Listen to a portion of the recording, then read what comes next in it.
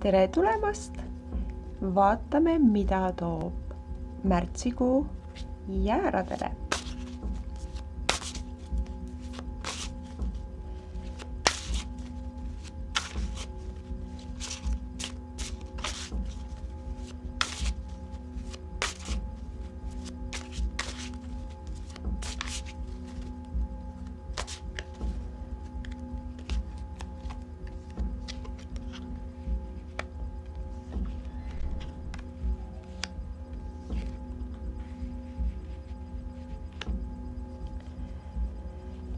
Lõpuks ometi tuleb jääradel vahelduseks ka meeldivam kuu, arvestades, millised on aasta alguse kuud olnud.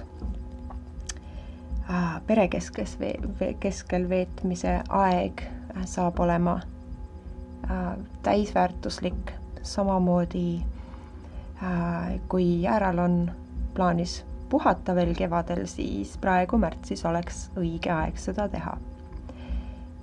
See saaks olema hea algus suvele ja see puhkus võiks olla kuskil soojas, kas või spaas, kui soojale maale ei ole aega või võimalust minna.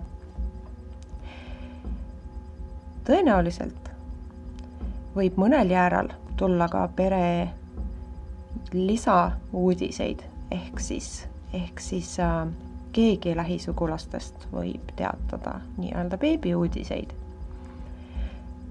Samuti on jääral see kuu põhjust olla tähelepanu keskmes. Just oma nii-öelda liidripositsioonil, millega ta lõpuks on saavutanud selle, et tegelikult ka teda kuulatakse, sest tihtipeale tundub, et jäär just nagu jookseks vastu seina, et keegi ei taha väga kuulda tema nõu, aga see kuu tundub, et vähemalt ühes üsna olulises asjas tuleb see tähelepanu lõpuks ometi jäära peale ka. Ja ütleme nii, et auhind või tasu selle eest siis saab olema positiivne.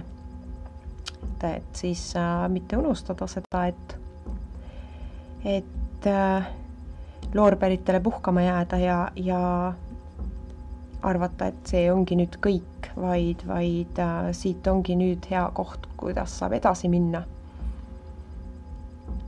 Sest tähelepanu on hetkel teil ja siit edasi on juba teie enda teha, kas see tähelepanu saab olema tulevikus samasugune, nagu ta siiamaani on juba aega olnud, või pigem selline positiivne, nagu te seda see kuu kogeda saate. Aitäh ja olge hoitud!